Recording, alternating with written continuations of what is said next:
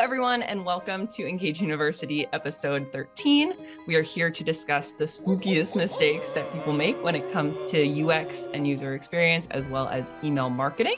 So I am Julia Feldbaum. I am going to be your moderator for today. I'm a digital account manager at BNP Engage, and I am joined today by Megan Manning, our senior design lead, as well as Lauren Devins, our digital marketer. So I'm going to pass it over to Megan to get us started. Okay. In my opinion, one of the spookiest things, cumulative layout shift, which sounds like nothing. You know, when you're on a website and you're maybe trying to get a recipe or you're trying to read an article and you're scrolling and then the page jumps up because somebody decided it's more important to put an ad in the middle of the page or have something load after the fact. And then the page jumps all over the place and you get mad and leave. So to me, that's one of the worst things you can do. And also kind of going there is sort of prioritizing ads loading above the rest of the content, because that will actually cause cumulative layout shift. So many people are guilty of it, websites that I still have to go to, and I resent them every time. So that is very spooky.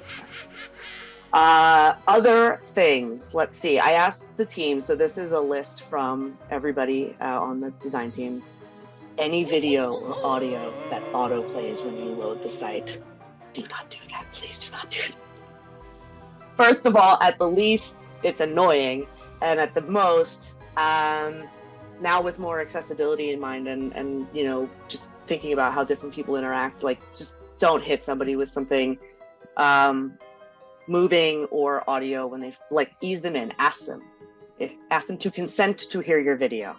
That's probably the best advice, I think, for most things. And even with the cumulative layout shift thing, is a lot of websites, they just want to give you everything at once, and I think it's better to ask people if they want that thing. And I get spooked easily, and I will leave your page. Let's see. Blake said large chunks of website copy we don't like to read. That looks very spooky. That's and very so scary. Then we will not scan. We will get spooked and go away. Multiple pop-ups or forms. Like, hello, okay? I come to your website, you hit me with give me your email because I need you can get a discount.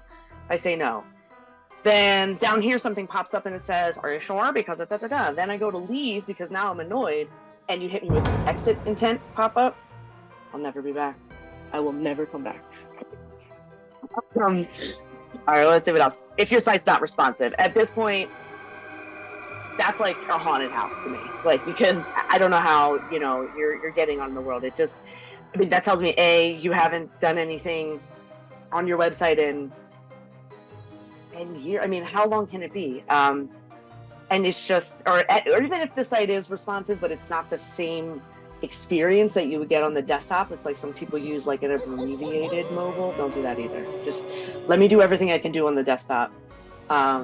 But sometimes you have to change the way you present it so that it works better for mobile. So you have to think it all the way through, which is hard because sometimes that means you actually have to think about not two separate websites, but you have to have the right approach per device. And sometimes they are different.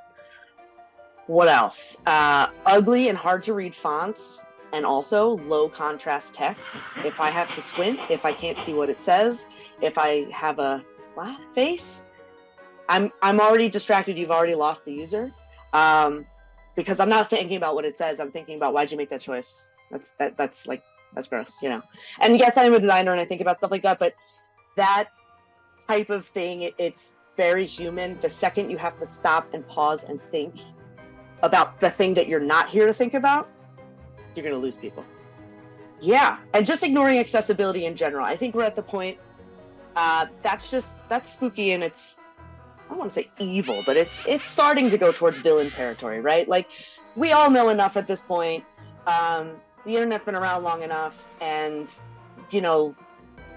just we're moving into a space, hopefully, of empathetic thinking, and as a society at large. But let's keep it just to UX. Is that lots of different people access the internet in different ways. And just from a business perspective, don't get in your own way. Like, don't prevent somebody from being able to use your site. But then just from a human perspective, like, we're all here together.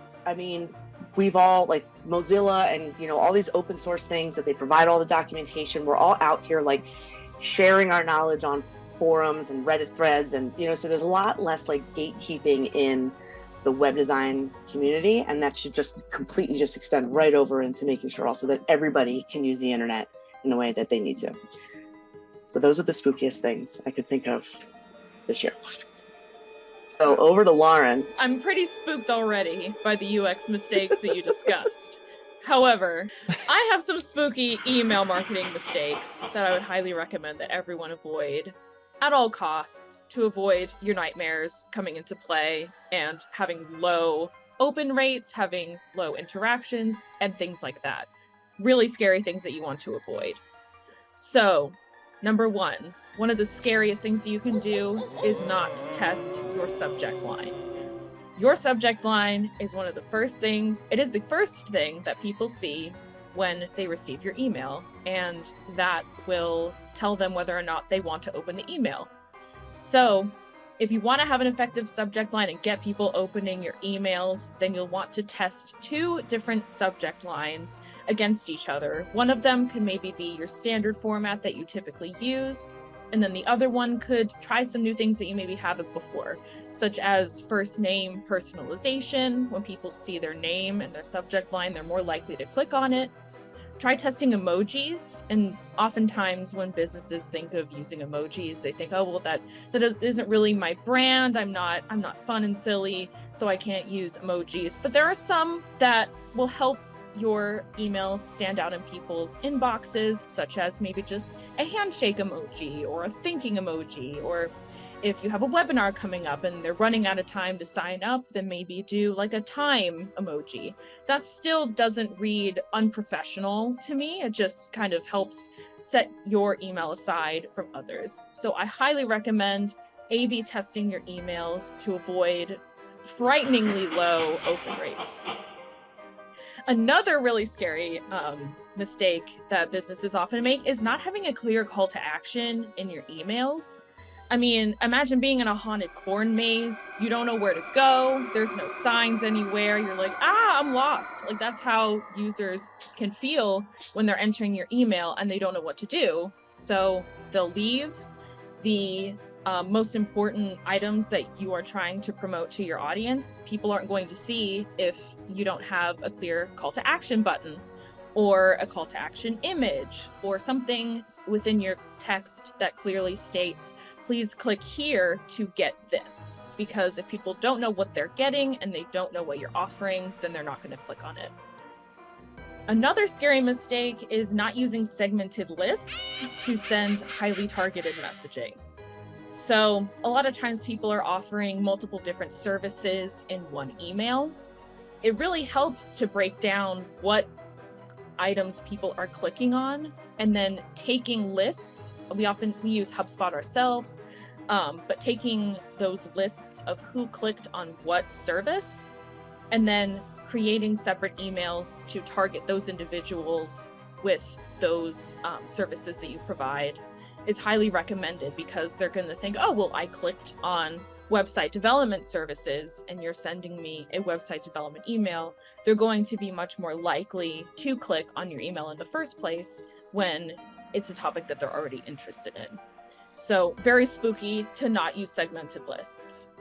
And then my final email marketing mistake that everyone should avoid is not sending up automated workflows to save time. I mentioned using lists in order to target individuals. That can be set up very easily using automated workflows. I use HubSpot. We have clients that use MailChimp, Constant Contact, Zoho. All of those, you can set up automated workflows to help target the individuals that you want to by just setting up your workflows. It can take 10 minutes, it can take maybe an hour, but that'll save you hours and hours of time manually going through and spending time sending those emails one at a time to people, rather than setting up an automated workflow based on what people are interested in, what they're clicking on, if they're a new customer, if they just, sign up for your email. Even if it's automated birthday emails, that can make people feel really special and think, oh, well, they remembered me, they took the time to create an email that's targeted towards me specifically. So those are the biggest email marketing mistakes that give me nightmares, and I hope that everyone avoids doing them in the future to help improve your open rates and your interactions. I will add to that within the design of your emails and any subsequent landing pages that you send your users to, don't make any of the mistakes that I listed, and then we all bring it together and have a successful campaign. Absolutely. Thank you, Megan. Thank you, Lauren. And thank you for everyone who is tuning in. Be sure to subscribe to our YouTube channel to get all the latest tricks and treats and tips to manage your spookiest campaigns. Thank you.